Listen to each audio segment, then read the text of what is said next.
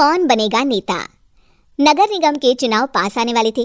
पूरे कानपुर शहर में टिकट को लेकर मारामारी शुरू थी, लेकिन सबसे ज्यादा चर्चा में वार्ड नंबर 40 की सीट थी। वो इसलिए क्योंकि इस बार वहां की सीट महिला के लिए आरक्षित थी। अब सवाल ये था कि चुनाव लड़ेगा कौन। इससे पहले ठाकुर साहब वहां से पार्षद थे और इस बार उन्होंने अपनी पत्नी सीमा ठाकुर को टिकट दिलवाई और ठाकुर साहब की शान के कारण सीमा जी ने 20,000 वोटों से चुनाव जीत लिया। अरे बधाई हो सीमा भाभी, अब तो आप वार्ड की पार्षद बन गई हैं। अब तो हमारे काम आप ही करवाएंगी। अरे ये तो सिर्फ नाम की पार्षद बनी है, वो तो महिला सीट आ गई, वरना पार्षद तो मुझे ही बनना था। अब भले ही चेहरा इसका होगा लेकिन पावर तो मेरी ही होगी। अरे वाह भाई साहब, क्या दिमाग लगाया है आपने भी। आइए आप लोग, खाना लगा दिया है सबके लिए। सीमा जी पार्षद बन चुकी थी, फिर भी उनकी एक ना चलती। सारे काम ठाकुर साहब खुद ही संभाल लेते और जहां जरूरत पड़ती वहां सीमा जी का अंगूठा लगवा लेते। सीमा जी ज्यादा पढ़ी लिखी भी नहीं थी। एक दिन ठाकुर साहब और सीमा एक प्रोग्राम में जाते हैं। अरे ठाकुर साहब आप आ गए। ओहो, पार्षद मैडम भी आ गई हैं। स्वागत है आप दोनों का। लगता है हमारे पार्षद फंड का सही इस्तेमाल हो रहा है। चलिए अब उद्घाटन करते हैं। ये लीजिए ठाकुर साहब कैची, आप ही सबसे पहले प्रवेश कीजिए। सब लोग आगे निकल जाते हैं और सीमा जी पार्षद होने के बावजूद भी पीछे खड़ी रह जाती हैं। वो देखती हैं कि वेलकम बोर्ड पर उनका नाम है, लेकिन महिला होने के कारण कोई उनका सम्मान नहीं कर रहा। अगले दिन एक आदमी उनके घर आता है। अरे ठाकुर साहब नमस्कार।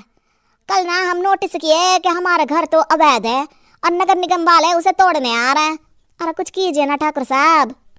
देखो भाई, मैं तो ज्यादा कुछ कर नहीं सकता, पर अगर तुम सबकी जेब गर्म कर दो तो कुछ हो सकता है। कुल मिलाकर 4 लाख लगेंगे। अरे 4 लाख ठाकुर साहब? अरे भाई, मैं अपने लिए नहीं मांग रहा हूँ। दरोगा है, इंजीनियर बाबू है, बड़े साहब है, सबको देना पड़ता है ना थोड़ा थोड़ा। बोलो है मंजूर? तभी वहां अचानक सीमा जी आ जाती हैं। अरे ये आप क्या कर रहे हैं? पहले इन्हीं लोगों से तो आपने वोट मांगे, अब इनसे ही पैसे ले रहे हो। अरे चुप रहो तुम, तुम्हारा काम है सिर्फ अंगूठा लगाना, तुम वही किया करो। मुझे दूसरे काम तुम मत सिखाओ, समझी? और तुम ना जाओ, अब पैसे लेकर आओ, वरना जेसीबी किसी भी वक्त आती होगी। सब कुछ ऐसे ही चलते रहता है। एक दिन सीमा जी और ठाकुर साहब को एक लोकल मीटिंग में बुलाया जाता है। वहां पर कई और अधिकारी लोग भी मौजूद रहते हैं। अब मैं चाहूंगा कि ठाकुर साहब हमारे बीच 2 शब्द कहें। मेरे प्यारे भाइयों और बहनों, आज मेरा सौभाग्य है कि मैं आप सबकी सेवा दिन रात कर पा रहा हूँ। आपने मेरी पत्नी को भारी मतों से जिताया है, इसलिए मैं आप सभी का शुक्रगुजार हूँ।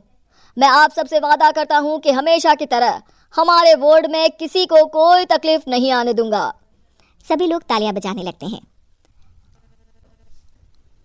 अब मैं माननीय पार्षद मैडम को स्टेज पे बुलाना चाहूंगा। अपने नाम को बुलाया सुनकर सीमा जी एकदम चौंक जाती हैं।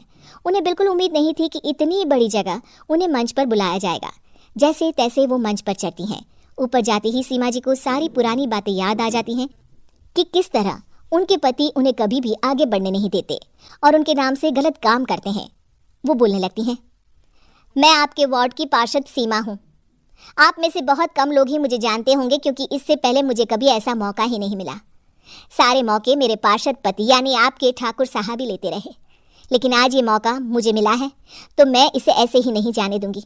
मैं आपको ये बताना चाहती हूँ कि आपके ठाकुर साहब मेरे नाम की आड़ में गैर कानूनी काम करते हैं, जिस पर अंगूठों के निशान मेरे होते थे। इसीलिए मैं अपनी गलती मानती हूँ और आज अपने पद से इस्तीफा देती हूँ, ताकि आगे से कोई गलत काम ना हो पाए। अब फैसला आप सबके हाथ में है कि आप हमें क्या सजा देना चाहते हैं। सीमा जी की बातें सुनकर ठाकुर साहब के चेहरे का रंग उड़ जाता है और वो शर्म से मुंह नीचा करके वहां से चले जाते हैं और पद से इस्तीफा देकर ही सही सीमा जी अपने आप में आत्मविश्वास महसूस करती हैं।